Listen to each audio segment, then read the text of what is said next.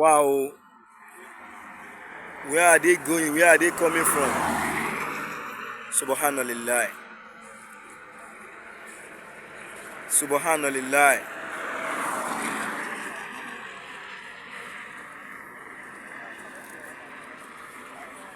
Subhanallah.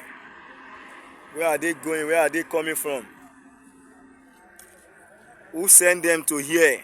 Who sent them down here? May God Almighty help us. So, where are they coming from? Where are they going? Who asked them to come? Who invite these people? In the front of KTLFT said, what are they looking for? Where are they coming from? Where are they heading to? Now, wow. Wàhálà don enter Yoruba land, Baba. Rí pé gbogbo àwọn gbogbo ń sọ lélẹ́yìí. Ibo làwọn bíbí ti ń bọ̀ tí wọ́n fi pọ̀ tó báyìí tí wọ́n fi wọlé. Àwọn oníwà láwọn kí wọ́n wọlé báyìí. Ní group báyìí kí wọ́n fẹ́ lọ ṣe ibo náà ń lọ. Iṣẹ́ wo náà fẹ́ wá ṣe? Ibo náà ti fẹ́ lọ ṣiṣẹ́ tí wọ́n ṣe pọ̀ tó yìí. Rí pé a ti finish. Afa. Ẹ bẹ̀rẹ̀ NIN wọn. Console. No, Baba ìgbàgbé NIN wọ́n máa ń ṣe fún wọn tó ṣe wà yìí. Because of election 2027 àwọn people ṣe ń ṣe nǹkan báyìí o. Ẹ má jẹ́ ń tàn yín.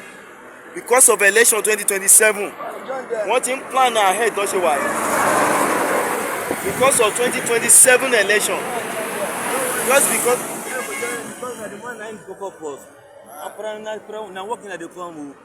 Which work? Dangote Refinery. Wetin I wan go do there? What type of work?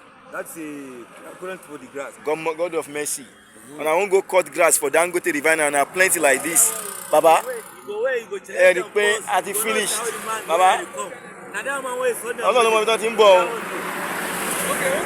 Wọ́n kàn rí wọn báyìí ni o, ẹ ti rí pé a ti finish nílẹ̀ Yorùbá.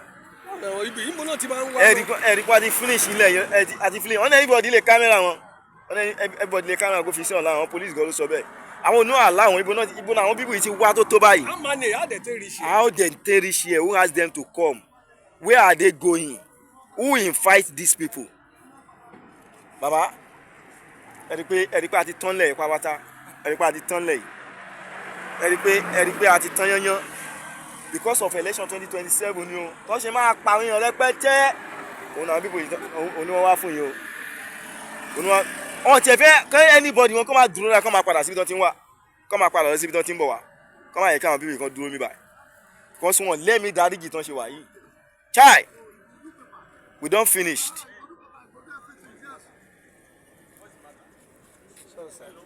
Hello, sir.